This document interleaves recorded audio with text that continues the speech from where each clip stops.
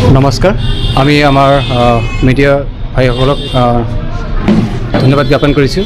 প্ৰথমতে আমি ক'ব বিচাৰিছোঁ যে আমাৰ অল বিটিআৰ বিএড এছ'চিয়েশ্যনৰ ফালৰ পৰা আমি ইয়াতে একগোট হৈছোঁ আৰু আজি আমাৰ ইয়াৰ উদ্দেশ্যটো হ'ল যে আমাৰ অসমৰ বাহিৰৰ যিখন ইউনিভাৰ্চিটি আমি সকলোৱে বিএড কৰিছোঁ, আমি সেই বিএডখন আমাৰ আসাম গভৰ্ণমেণ্টত মানি লৈছে আৰু BTC গভৰ্ণমেণ্টত সিহঁতে আমাক কেইবাবাৰো লগ কৰিছোঁ। তেখেতে আমাক জনাইছে যে আপোনালোকৰ বিএডটো আপোনালোকে ক্লাছ নকৰে, আপোনালোকৰ এইখিনি আমি একচেপ্ট নকৰোঁ। আমি কোনো ৰিটেন তেনেকুৱা ধৰণৰ এডভাৰটাইজমেণ্ট পোৱা নাই আৰু তেতিয়া আমি তেওঁলোকক আমি কেইবাবাৰ মেমৰেণ্ডাম দিয়াৰ ক্ষেত্ৰত আমি এইখিনি গম পাইছোঁ। ইভিনকি আমাৰ ছেক্ৰেটাৰীলৈ আমি মেমৰেণ্ডাম প্ৰেৰণ কৰিছোঁ, আমি এছ'চিয়েশ্যনৰ মানুহ কেইজন গৈ। তেখেতে আমাক এইখিনি কথা কৈছে যে তোমালোকক একচেপ্ট কৰা নহ'ব।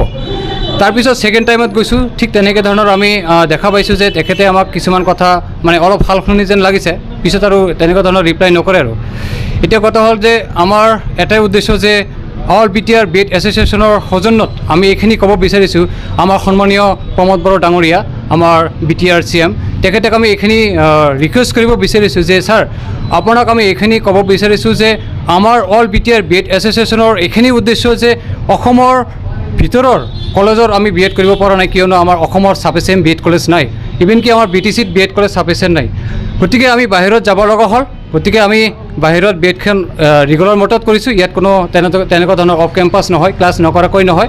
হয়তো কিছুমানে ভাবি আছে যে বাহিৰৰ বিএডখন অফ কেম্পাছত কৰা, তেনেকুৱা ধৰণৰ নহয়। আমি ৰেগুলাৰ ক্লাছ কৰি বিএড কৰিছোঁ আৰু চবেই গম পায়। আৰু NCT ৰিকগনাইজ ইনষ্টিটিউটৰ পৰা আমি বিএড কৰিছোঁ, যিটো গভৰ্ণমেণ্ট ইউনিভাৰ্চিটি হয়, বাবা চাহেব আম্বেদকাৰ এডুকেশ্যন ইউনিভাৰ্চিটি, তেনেকুৱা ধৰণৰ বাহিৰৰ কিছুমান ইউনিভাৰ্চিটিৰ পৰা আমি সকলোৱে বিএড কৰিছোঁ। তো আমাৰ উদ্দেশ্যই হ'ল যে আমি ৰণজ পেগু ছাৰৰ লগতো মিট কৰিছোঁ আৰু লগতে আমাৰ education minister, higher education director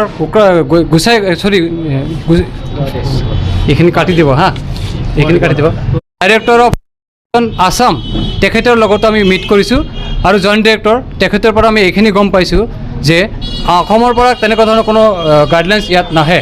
আমি BTCত যিহঁতে মানে মিট কৰিছোঁ, সিহঁতে আমাক এটা কথা কৈছিল যে আপোনালোকৰ অসমৰ গাইডলাইনছটো আমি ফ'ল' কৰিম, কিন্তু আমি দেখা পাইছোঁ অসমৰ তেনেকুৱা ধৰণৰ কোনো গাইডলাইনছ নহয়। তেখেতে আমাক চিধাকৈ কৈ দিছে যে অসমৰ পৰা আমি যিটো গাইডলাইনছ দিব লাগে আমি দি দিছোঁ আৰু NCTৰ এগেইনষ্টত আমি নাযাওঁ, তোমালোকৰ BTCৰ মেটাৰ, সেইটো তোমালোকে BTC তেখেতৰ লগত লগ ধৰা।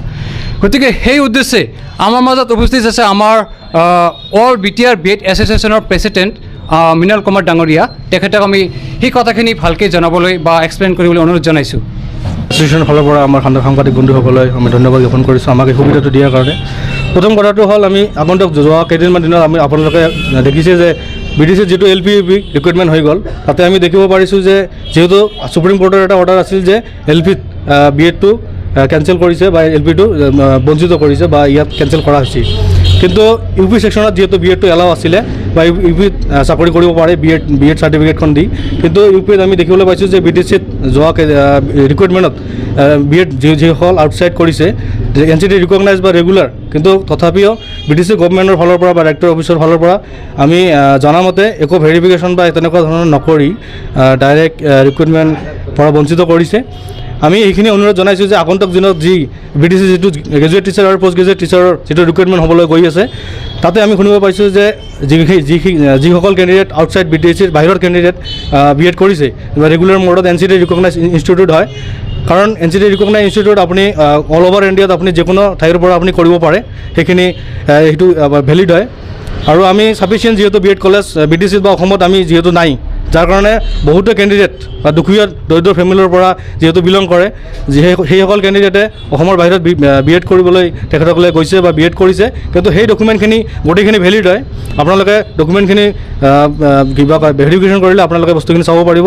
আৰু BTC গভৰ্ণমেণ্টক আমি এইখিনি অনুৰোধ জনাওঁ যে আগন্তুক যিটো GT-BGT ৰিক্ৰুইটমেণ্ট হ'বলগীয়া আছে, তাতে যাতে আমাৰ যিটো আউটছাইড BTC যিবিলাক কেণ্ডিডেট আছে বিএড কৰা, তেখেতসকলক যাতে উইদাউট ভেৰিফিকেশ্যন আপোনালোকে এই ৰিক্ৰুইটমেণ্টৰ পৰা যাতে বঞ্চিত নকৰে, সেইখিনি আমাৰ প্ৰমোদ বড়ো ডাঙৰীয়া আৰু BTC গভৰ্ণমেণ্ট আমাৰ ডাইৰেক্টৰ অফিচক বা ডাইৰেক্টৰ ছাৰক আমাক অনুৰোধ থাকিল, যাতে আমালোকক উইদাউট ভেৰিফিকেশ্যন আপোনালোকে আমালোকক বঞ্চিত নকৰে আৰু প্ৰপাৰ এটা মেৰিট লিষ্টত প্ৰপাৰ এটা গাইডলাইনছত আপোনালোকে কাম কৰক। যিহেতু আমি দেখিব পাইছোঁ যে 2021 চনত আমাৰ এইখন BTC গভৰ্ণমেণ্টে বা সেইজন ডাইৰেক্টৰ অফিচৰ ফালৰ পৰা যিহেতু 2021 চনত আউটছাইড BTC কেণ্ডিডেটসকলক চাকৰি দিছে গ্ৰেজুৱেট টিচাৰ পষ্ট গ্ৰেজুৱেট টিচাৰত, আৰু অসমত আজিলৈকে দি আছে বা অসমত তেনেকুৱা কোনো গাইডলাইন নাই আমি দেখিবলৈ পাইছোঁ।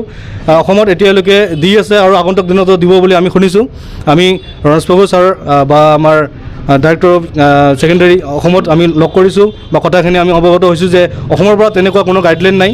আমি BTC গভৰ্ণমেণ্টৰ বহুতোখিনি আমাৰ প্ৰমোদ বড়ো ছাৰ বা তেনেকুৱা আমি বহুতো মেমৰেণ্ডাম দিছোঁ, আৰু তেখেতসকলে এটাই কৈছে আমাক যে অসমৰ পৰা যিটো গাইডলাইন আহিব সেই হিচাপতে BTCটো ৰিকুৱাৰমেণ্ট হ'ব।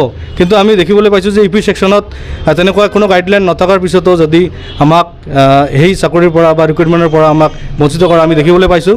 যাতে আগন্তুক দিনত GT VCT যিটো ৰিকুৱাৰমেণ্ট হ'বলৈ গৈ আছে সকলোৱে যাতে ইয়াত ৰিকুৱাৰমেণ্টত চান্স পায় আৰু ৰিকুৱাৰমেণ্টখিনি যাতে ভেৰিফিকেশ্যন যাতে ভালকৈ কৰে, এইখিনি আমাৰ BTC গভৰ্ণমেণ্ট আৰু ডাইৰেক্টৰ অফিচ এইখিনিলৈ আমাৰ অনুৰোধ থাকিল, আমাৰ BED এছ'চিয়েশ্যনৰ ফালৰ পৰা আমালোকে অনুৰোধ থাকিল। এইখিনিয়ে আছিল আজিৰ কথাখিনি।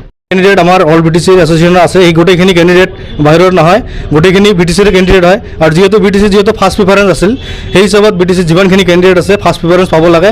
আৰু ইয়াতে ৰিক্ৰুইটমেণ্ট ছিষ্টেমটো আগতে যেনেকুৱা আছিলে, যেনেকুৱা মাৰ্কিং ছিষ্টেমত এটা আছিলে, হায়াৰ ছেকেণ্ডেৰী গ্ৰেজুৱেশ্যন বা BEDৰ এটা মাৰ্ক লৈ যিহেতু LPUত ৰিক্ৰুইটমেণ্টখিনি দিয়া হৈছিলে, কিন্তু এইবাৰ আমি দেখিবলৈ পাইছোঁ যে ৰিক্ৰুইটমেণ্ট প্ৰচেছটো যিহেতু চেঞ্জ কৰিছে, তাৰ ইয়াতে BEDৰ মাৰ্ক বা আপোনাৰ যিখিনি কোৱালিফিকেশ্যন আছে এই মাৰ্কখিনি যোগ নহয়। এইটো আমি টেট কাম ৰিক্ৰুইটমেণ্ট যিহেতু হয় বা এটা এক প্ৰকাৰ আমি ডাইৰেক্ট ৰিক্ৰুইটমেণ্ট নিচিনা ক'ব পাৰোঁ। তো ইয়াত কোনো ধৰণৰ মাৰ্কিং ছিষ্টেম যিহেতু নাই, সেইকাৰণে আমি অনুৰোধ জনাইছোঁ যে সকলোকে যাতে চান্সখিনি দিয়ে আৰু BEDটো যাতে আমাৰ কেঞ্চেল নকৰে বা এইখিনি যাতে ভেলিড কৰে, এইখিনি ভেৰিফিকেশ্যন কৰি যাতে সকলোকে ৰিক্ৰুইটমেণ্টক চান্স দিয়ে।